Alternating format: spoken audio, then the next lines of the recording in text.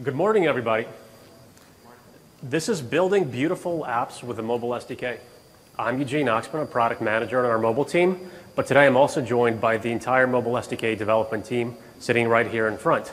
So start thinking about the questions you're going to ask, because we're going to leave plenty of time towards the end to make sure that we answer any inquiries you might have about building apps or the mobile SDK. For those of you that are familiar with Salesforce, you know the drill about the safe harbor. For those of you that don't, it says that we're a publicly traded company and you should make your purchasing decisions based on products available today instead of what's in our roadmap and aspects we might talk about today. But we're really here to talk about the mobile imperative. We know about mobility, and the reason I'm showing the slide is to highlight how important it is to build a mobile app.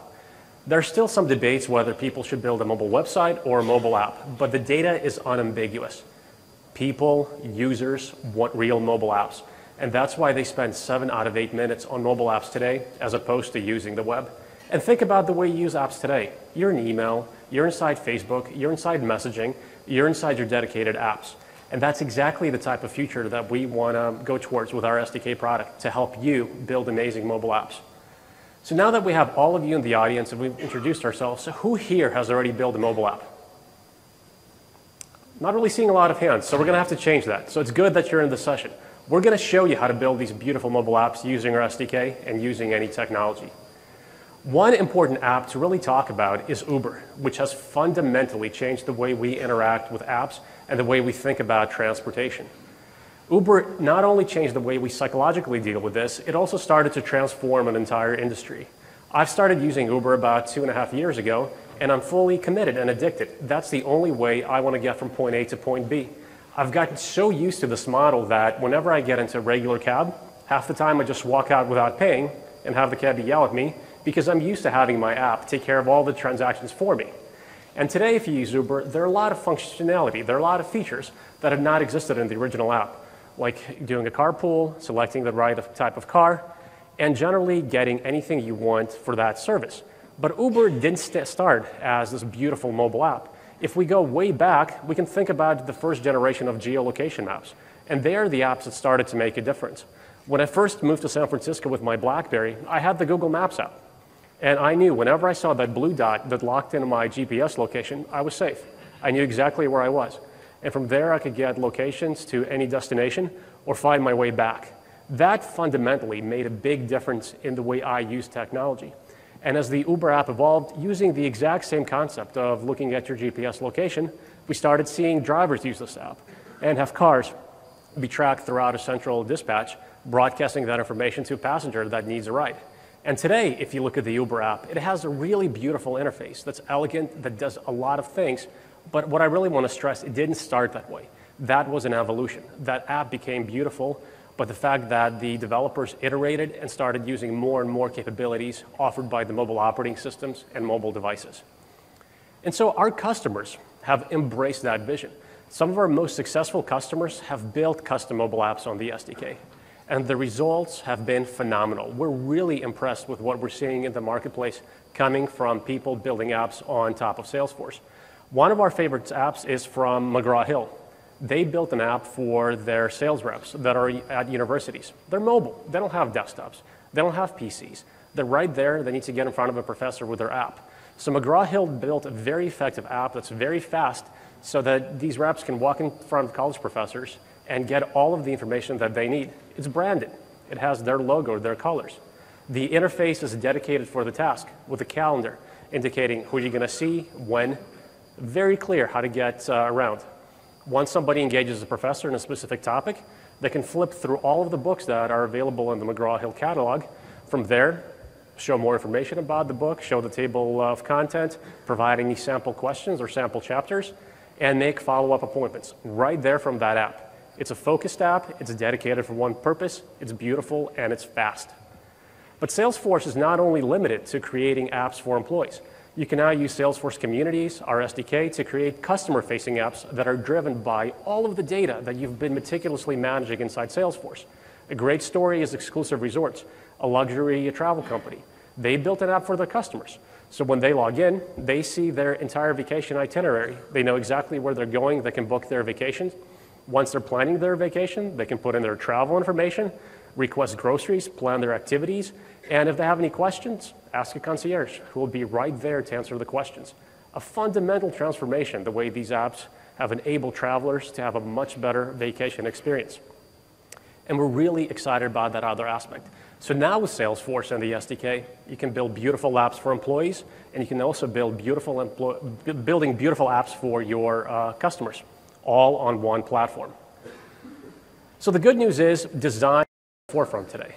And mobile operating vendors like Apple, Google, Microsoft are leading the way with amazing design patterns. That sets the expectations pretty high. Today, apps are expected to be beautiful and functional. You can't just get around with a rinky-dinky app. But the good news is that UX and design are one of the best research fields, and there are a lot of resources available on the web for you to get started. So you're no longer doing this all by yourself.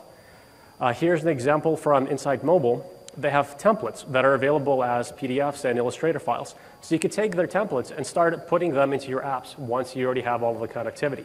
They have lots of great samples for navigation, for media, for social networking, calendars, various components that you can just plug into your own design if you don't want to start everything from scratch.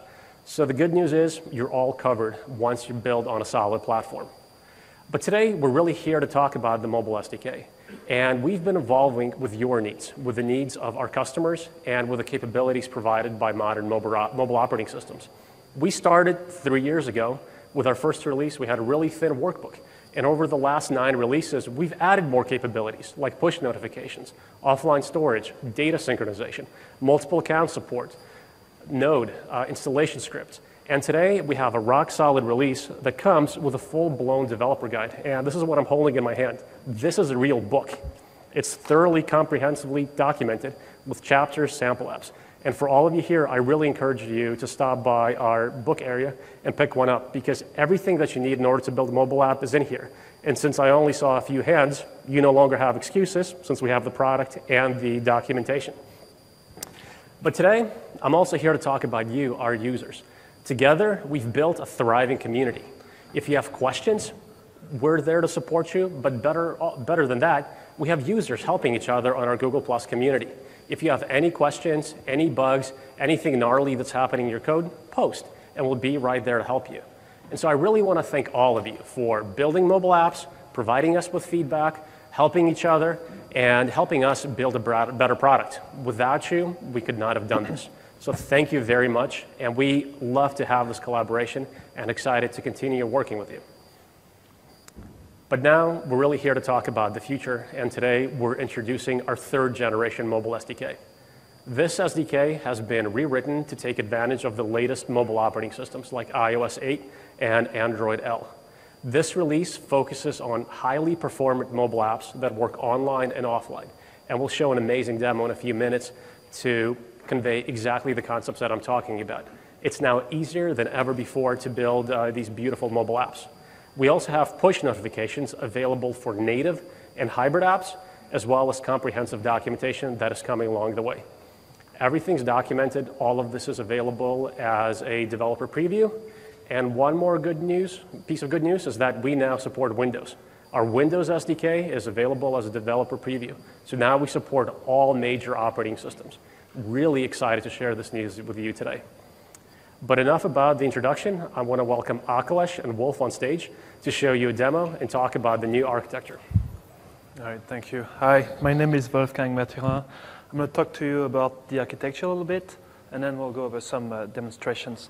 So this is one way to look at the architecture of the SDK. So one way to think about the SDK is really like a set of components that we provide to you to make it easier for you to build mobile apps. So over time, we keep investing. We keep adding higher and higher level layers. We're also investing in the existing layers. So let me just say a few words about the stuff we have on the slide here. So the lowest layer is probably the one that makes the most sense. Is initially it was just auth. In the very first version of the SDK, we knew that in order to do anything with Salesforce, you would need to authenticate against Salesforce. That's the first thing we put out, given the auth. But over the years, of course, we've invested more and more. So this layer has become more than just authentication. We first introduced the support for mobile policy so that administrators could control behavior of the app. And the SDK will enforce this at runtime. And then the most recent addition in this layer has been the support for multi-users. So now you can have, you can almost think of it as multi-tenancy on the device. So you might have a user that needs to be in multiple communities or multiple organizations, and the SDK manages that for you. Make sure that the data is not mixed up, and makes it very easy for you to have that kind of support. The next layer up is what we call Smart Store. So it's important, as you'll see later, it's very important to have data locally on your device. You can't just always talk to the cloud. And so very early on, we introduced Smart Store. So there's really two attributes I want to highlight for Smart Store. One is that it's encrypted. We're dealing with enterprise applications here. We cannot let the data be stolen. You know, we're taking all those, we're very secure on the server. Trust is not #1 value. So it was very important for us that the mobile app didn't become the Achilles heel. So if you use Smart Store, then you have an encrypted database. The encryption keys are driven by the passcode. The passcode is set, or the requirements around the passcode are set by the administrator on the server, and that ties back to the lowest layer of security. So that's the one attribute. So you want encryption. The second attribute that's very important about Smart Store is the flexibility of the data model. If you think about it, one of I think the most appealing features about Salesforce is how easy it is to have custom object, custom fields. From day one, that's what people loved about the product. The fact that you can really change your data model easily, and you didn't have to go to a DBA, didn't have to rebuild your apps. So the fact that it's a very flexible data model has been a big selling point, and the most loved feature about the product. So as your mobile apps become more complex and need to mirror part of the data you have on the server, it was important for us to offer the same type of flexibility on the client. Of course, it's not the same implementation, but with the Smart Store, you can deal with fuzzy shaped objects.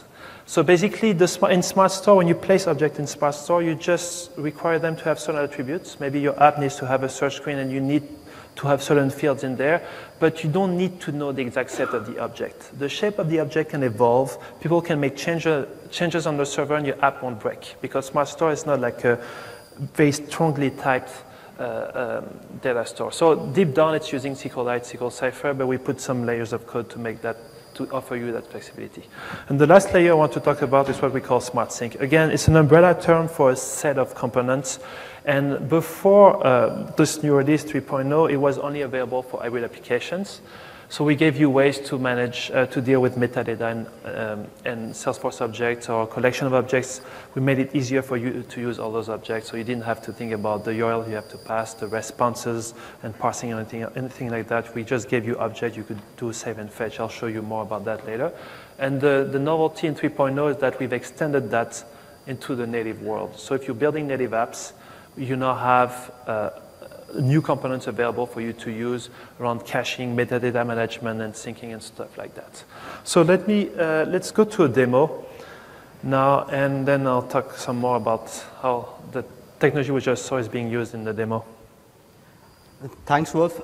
So imagine that I work for this fictitious company, say Cardinal, and one day my department head comes over to me and says, hey, we need to build a mobile application for our sales team, right? Our sales team is always on the field. They're talking to customers, and they need their contacts on their fingertips.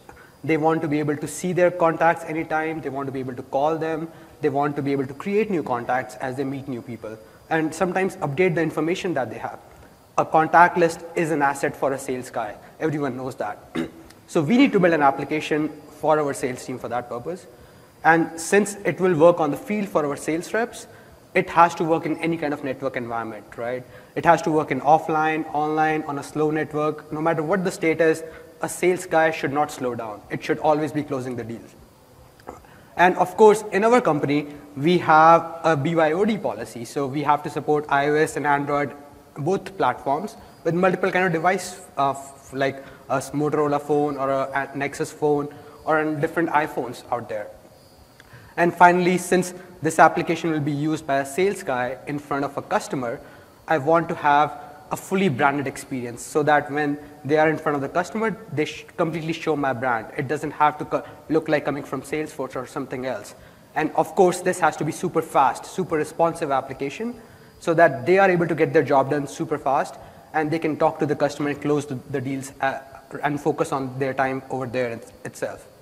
And finally, of course, every department head wants it to be done very quickly, like within a few weeks. We need to get this in the hand of our sales guys as soon as possible. Now, if you have done mobile development, you know this is like a horrendous task. Building an application which supports multiple platforms, multiple devices, and different network connection options, like this is just a crazy task to build such kind of an application. But I know that all our data is in Salesforce, and Salesforce provides this awesome mobile SDK that really simplifies the mobile development. For building a mobile application, as an application developer, I just have to focus on the user experience. I just have to focus on the business logic. All the lower level issues of data security, authentication, multi-platform support, and all the data synchronization for online offline support all just gets taken care for me automatically. Let me show you how. So I'll switch back to my phone here. And if we can see that, yep. So here you can see I have a fully branded application for my fictitious company Cardinal. I have an icon representing my logo of the company. When I launch the app, I have a splash screen representing also my company here. Now, as soon as the app starts, I don't have to do anything. Mobile SDK automatically triggers the authentication for the user. It just happens for me behind the scenes automatically. I don't have to learn how Salesforce authentication works. Mobile SDK takes care for it automatically. Now I'm going to quickly log in, so I'm going to take off my phone from here. I'm going to log in from my demo org.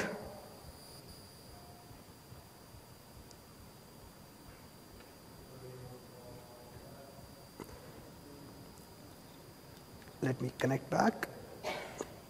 So as soon as I log in, you can see it shows up an OAuth screen to verify that, okay, you want to give access to this user. I'll say allow.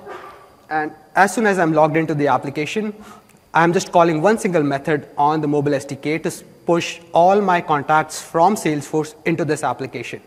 So automatically, just by one single method call, mobile SDK is pulling all my contacts from Salesforce onto this device. As you saw probably on a small pop-up at the bottom, there were almost like 1,000 contacts that were pulled for me automatically on the device. As an application developer, I don't need to learn about Salesforce APIs. I don't have to worry about network connections. I don't have to handle all those problems anymore.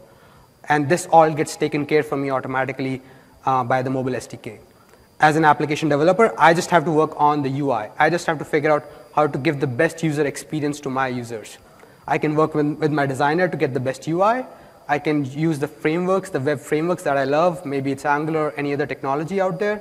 For example, in this application, I'm using Polymer-based web components framework, which is providing me a lot of components that I can just reuse and I don't have to rewrite things. For example, here, I have a drawer panel where I can put a logout button or more information about the user. This is a component automatically provided by Google through this Polymer framework. They also provide this infinite scroll list, so you can see there's a smooth scrolling of the list view of all my contacts. So as an application developer, I just have to build this list view. I just have to pull the contacts from my local store and show that in this list view, which is nice infinite scroll. I don't have to make round trips as I keep scrolling through all my contacts. It's just pulling all this information directly from my local store on the device. I'm not making round trips to the server anymore. I can also search for any contact that I have, say William. It just shows up right away. I can tap on that information. I can see the full details. I'm also taking the benefit of some of the components built under mobile packs by Salesforce, which shows the detail component automatically for a particular record. So now, since all this data is offline, I can also just quickly go in the offline mode. I'm going to switch to the airplane mode here. And you'll probably see in a second at the top, there's an icon which will change. Here you go. So it automatically detects that the application is now in the offline state, and the icon shows at the top next to the search bar that you are disconnected from the cloud. But I don't have to slow down. I can still look through all my contacts here. I can keep scrolling through all the list here. I can tap on my contact record, say William, change the contact number here. I just realized they have changed their phone number. I'll save this record. So you can see with the pencil sign, the device, the application is detecting all the changes happening offline. I can create a new record. So I'll go create a new record for Eugene Oxman.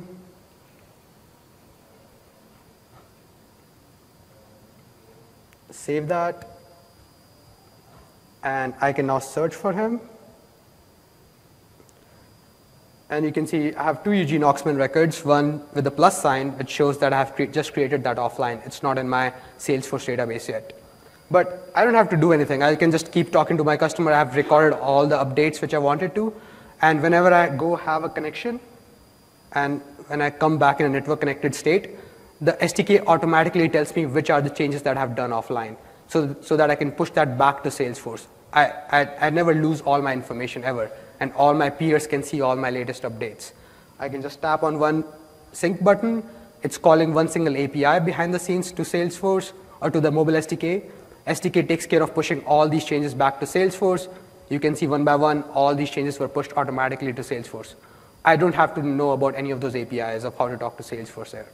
And here it is. All my changes are up in the Salesforce there. I did not have to do anything, or really just focus on the UI development itself. And I guess our sales team will be focused a lot more on the selling this time, and they will have an awesome quarter. That's about it for the demo. Wolf? Get me back on that. Yeah. All right, so let's talk about what's happening here under the cover, or under the hood, I should say. So let's start first. Let's not talk about the app we just saw. Let's talk about a simpler app. If you had to build this app tomorrow, you probably would do something along those lines, where you say, okay, I want to build my UI, use whatever framework I want, and then I'm going to go and talk directly to the cloud, and it would look something like that. So we have, in the SDK, we provide helper classes to make it easier, so you don't have to think about how do I build the URL to do a so-called query, or how do I, what's the response shaped like? When you do so-called, you get a map back, and one of the field is the records. When you do so-called, you get an array. So you don't want to deal with all those things. So really what you want to do is use the helper classes that we give you. So we give you two classes. So there's one for collections, and it pretty much works that way. So the code would actually look that way. So you can do a fetch to populate your collection in memory from the data that comes from the server, and then you probably use that collection as the data that sits behind your list. So if you use Polymer, you can do data binding between a JavaScript array and actual UI list. It's not called UI list in JavaScript. But with other frameworks, you can do similar things. So typically you would do, okay, I do a fetch. When you scroll down, I capture the scroll event, and I get more data and things like that. And then once you want to look at a single detail, what you would do is do a fetch, this time at the object level. So the same way we have an SObject collection class, we also provide you with an SObject class in JavaScript. And the SObject class has very similar API to the SObject collection, so you can do fetch.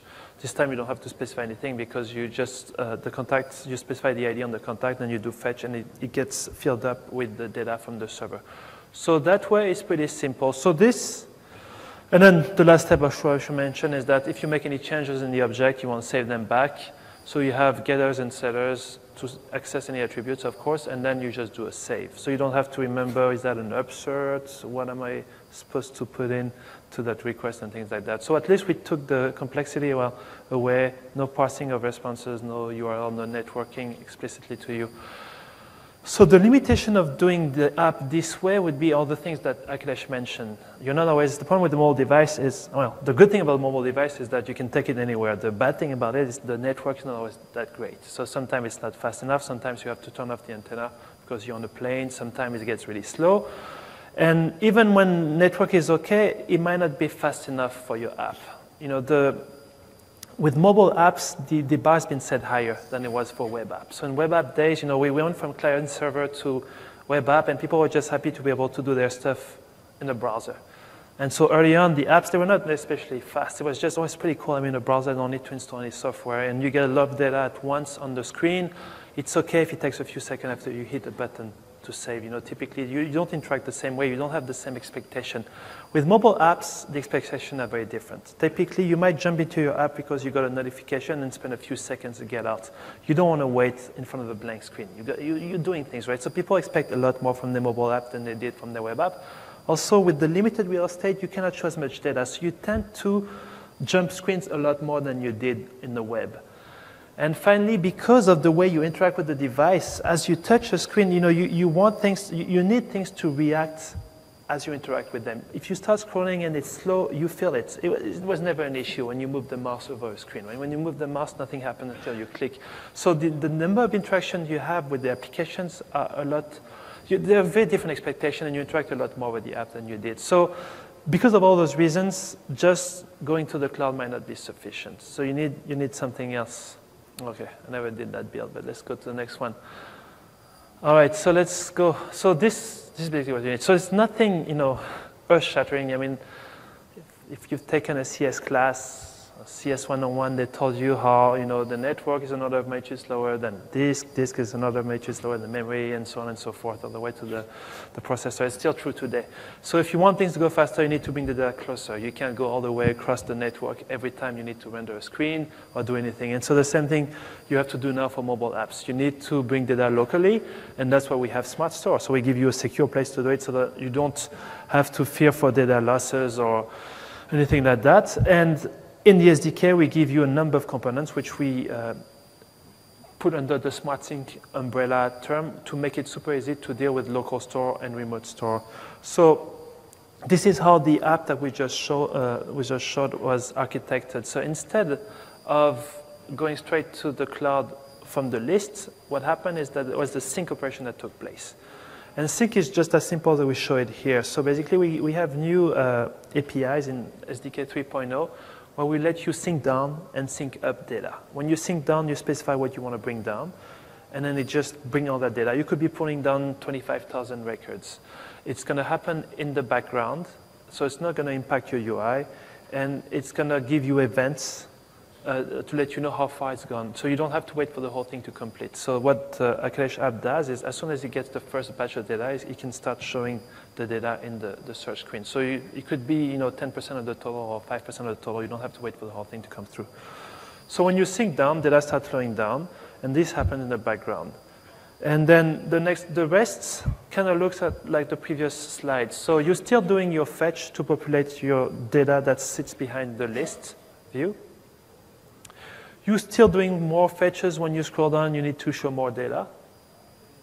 And then you're still doing the fetch at the single record level when you want to show a detail screen, and then save when you want to update the databases. So the interesting thing with the library that we provide is that you use the exact same APIs, whether you're going to a remote server or local server. So they still basically just those fetch and save. We also have deletes, and there's also creation, but basically most of the time you're going to use fetch and save. And the only difference between the save to server and the save to local is some configuration. And actually we have in mixed mode, if you want, where you can do things like fetch from the server but save to the local store, or fetch from the local store fetch from the server if it's not from the local store, but otherwise return from the local store. Yeah, all the permutation you can think of. And the last thing, of course, is what he showed, where he came back online and he wanted the server to get the updates that were done locally when he was offline. And this is done through the sync up operation. And the sync up doesn't even take any configuration. Basically, you specify that for your object, and it's going to go look for all the locally modified records that you have. So we keep track in the database of things that were created or modified or deleted locally, and then we go gather those and we send them back to the server. Again, it's done in the background, so it's not going to impact your UI. And again, you get events back into your UI so that you can reflect those changes as they come in.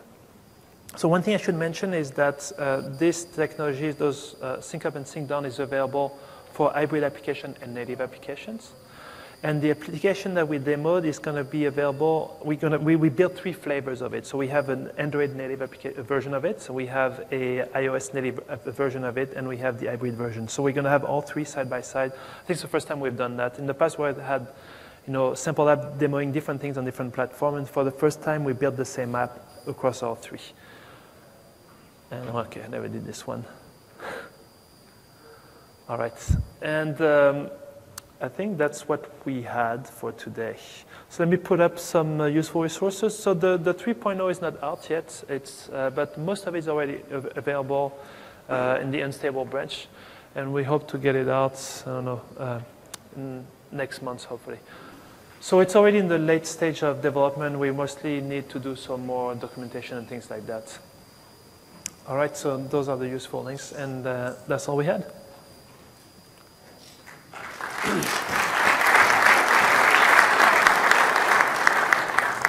I guess we can open up for questions now. Here's all the mobile SDK team. We can invite everyone on the stage. If you guys have any questions, can you please come up to the mic over there and ask, and we'll be happy to answer any questions. For the Salesforce authentication, do you have any OAuth or SAML-based authentication, or we just have to use the Salesforce login? You mean the SAML or single sign-on? I mean, when you click on that app, it opens up the Salesforce login page, right? So we don't want to use that. Like for large company portals, right. they use the single sign-ons. Right. So yeah, it automatically respects all the single sign-on settings in your Salesforce authentication. So if you have a single sign-on provider, it automatically will redirect the user to the single sign-on provider and do the authentication from there. It will not show the Salesforce login screen. All right, thank you. So the same authentication that works on the desktop will work on the mobile as well. All right. Hi, how does SmartSync handle it if you have two different salespeople and they sync up at the same time and they change the same record? Is it last one in, or? So we have, I think Wolf has the most information, so he can explain. So there is, so you can do a sync up. Right now the sync up is going to go with a simple policy where it's going to try to write over what you had on the server. You can also do your saves yourself back to the server, and you have a number of flags you can pass through. So you can say, I want to win. I want to write over regardless what's on the server. I can write over there's no changes. I can write over there's no changes on the fields I changed. Or I don't want to write anything if there's any change. So there's a number of flags we support for the merge behavior that you want when you save back. Thanks. How do you add a parent-child relationship object? How are you going to deal with parent-child relationship objects? So if you have a graph object that you need to save back, right now the best approach would be to, because we can't do transaction directly from the client, right? If you're saving multiple objects, each one gets saved independently, name on transaction on the server. So if you need to do things within clear transaction boundaries, I think the best approach to build an Apex REST endpoint and ship the set of objects, the graph of objects that you need to save to that Apex endpoint, and then do it there with the right transaction boundary around it. So right now it's kind of left to the developers as an exercise. So what we try to do with the SDK is always identify things that are generic enough that we can build, that everybody can leverage. And maybe we'll get to that at some point. Right now we feel like it's kind of too specific to each app and each use case. So we haven't built something generic for that. So is there going to be having any mobile SDK API to access our APIs? So to access what? So you can use the SmartSync. You don't have to talk just to the SObject REST APIs. You can talk to your Apex REST endpoint as well. So I mentioned the Force SObject collection. We actually have, those are subclasses of a Force remote object and remote object collection. And you have other subclasses for external object, and we had Apex REST as well. So you could, if you build your own Apex REST endpoint, you can talk to them with the same ease than you did for the SObject endpoints. Thank you. Is two-factor authentication part of the 3.0 for the security? I didn't understand. The two-factor authentication.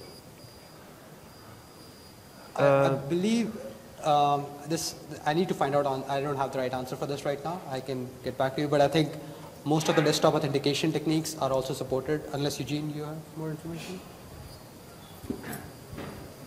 So two-factor authentication has different meanings. In the 3.0 release, we're going to introduce support for certificate-based authentication. So you could use that as a second factor.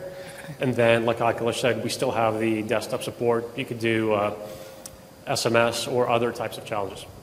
Okay. And the second part is, I know with the custom domains, it'll automatically log into the customer's portal for the login screens, right? Is there any way to just use APIs versus bypassing these custom domains? You could, but we'd never really sort of recommend that approach, because that completely breaks the OAuth model and completely breaks the administrative control of how the sessions are managed. Using OAuth, you can actually remotely manage all the sessions. You can revoke tokens. Use sorry. Users don't have to remember their passwords. They don't have to, like, they can change their passwords and still the logins will work on the same application. So OAuth is the recommended approach for all authentications.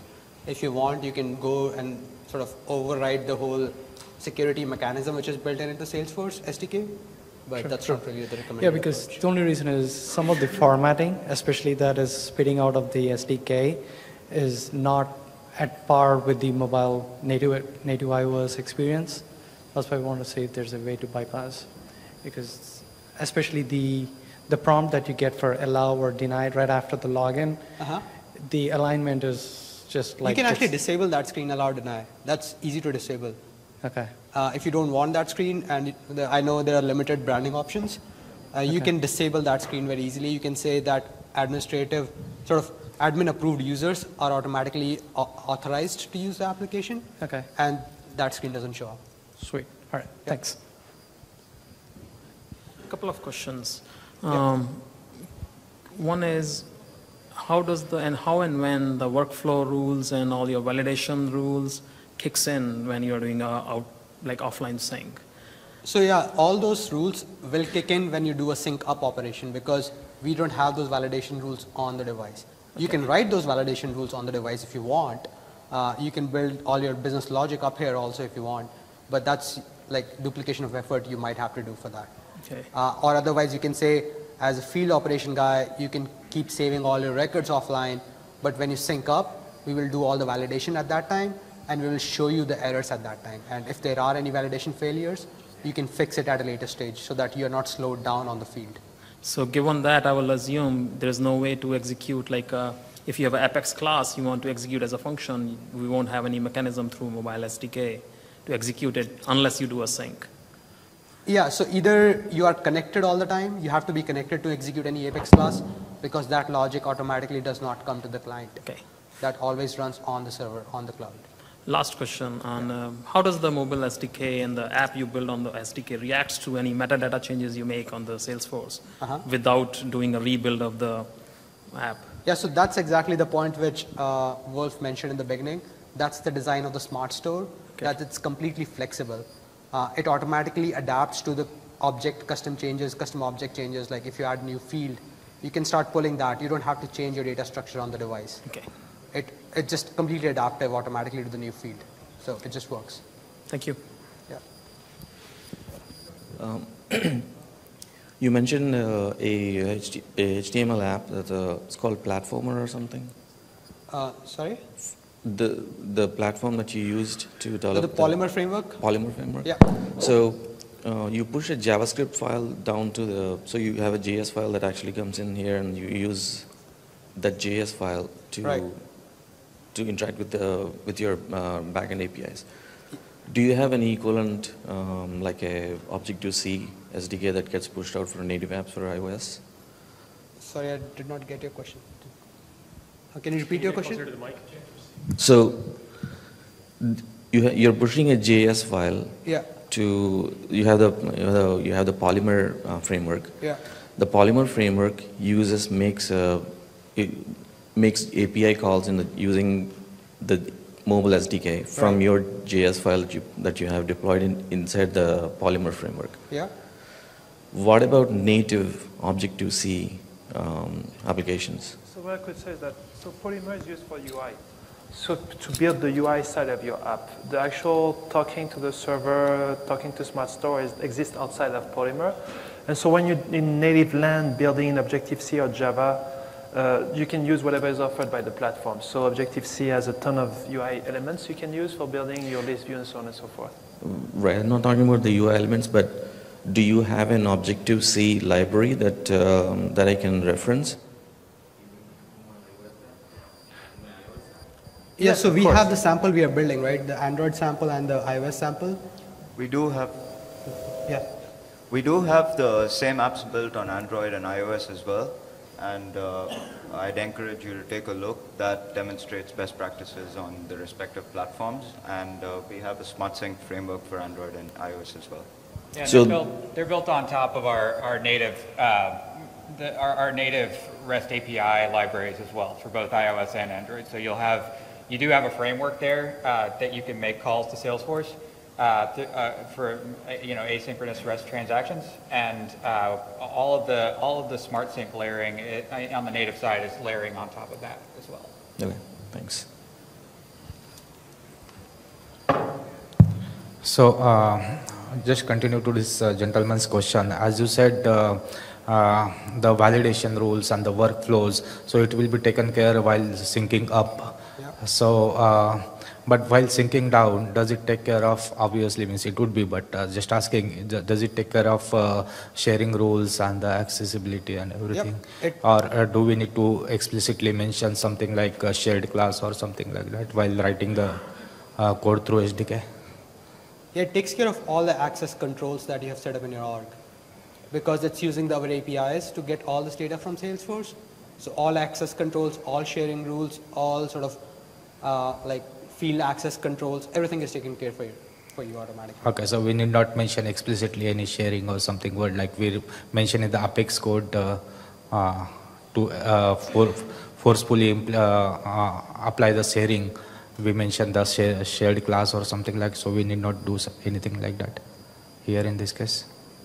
I did not understand your question, sorry. Yeah, so while writing Apex method, we need to mention, or Apex class, we need to mention explicitly the sharing, right.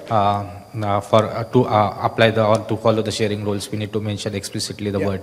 So similarly, while writing this SDK or while coding through this SDK, we need not mention anything. You don't need to do that. Okay. It automatically, because of the user session, we know exactly the controls or like access controls you have, and we respect that automatically. Okay, great. Thank you. Thank you so much. I guess we're out of question time, or we can take questions on the side or something. Yes, we're out of time. Thank you for staying and listening to all the questions. We'll be around if you want to ask us anything in private. Thank you. Thank you.